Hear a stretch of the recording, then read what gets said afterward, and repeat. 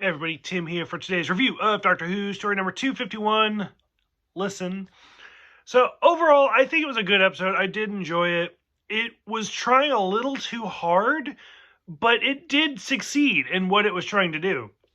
It kind of reminded me of Buffy the Vampire Slayer, in which context, if you've watched Buffy, like the entire series, Joss Whedon, when he was making that show, took the opportunity to try a lot of experimental techniques when making that series.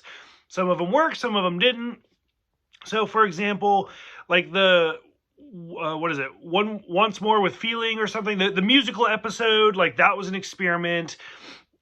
Like when he was making Buffy, they wanted him to like cut stuff out because it was a TV show.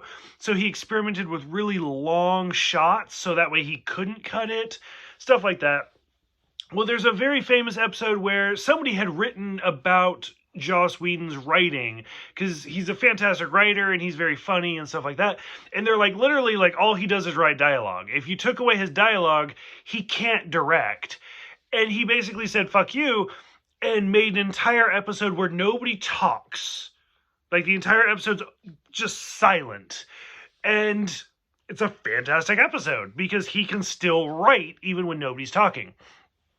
So I bring all of that up because this episode is basically Moffat's way of doing that. Like, what do you do if you don't have a villain? Like, if there's nobody for the Doctor to fight, if there's no disaster, the planet's not in danger, what does he do? And so Moffat wrote this episode. And I mean, it goes everywhere in time. It's, I mean, literally, or I mean, not literally, figuratively. It goes all over the place. I mean, at one point we go back a few years to where Danny Pink is still a young child, and that's where Clara's talking to him and kind of instills the Dan the Soldier Man thing in front of him. And that's really the only part of this episode that I have any bit of trouble with, is because you see the thing or something rise up in the bed sheets. I mean, granted, I don't think they see it.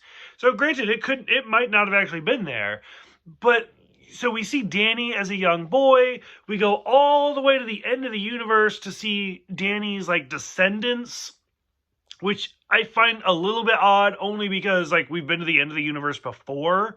So, I mean, that was with David Tennant, I think. Yeah, that was when we saw the Master return.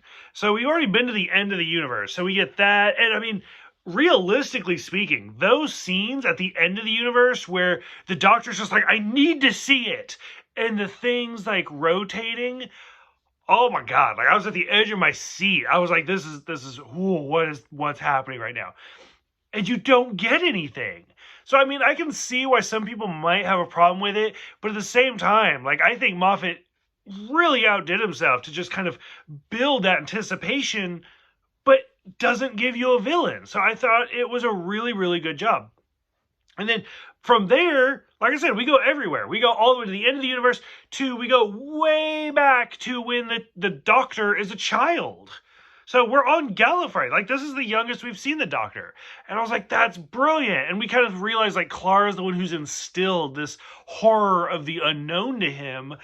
And it was great. I really had a lot of fun with it. I think it was really interesting. I mean, I am one of those people where I wanted more of a payoff. Like, I wanted a villain because that's who I am. Like, I want to see somebody get beat up. That's fucked up for my part, but it is what it is.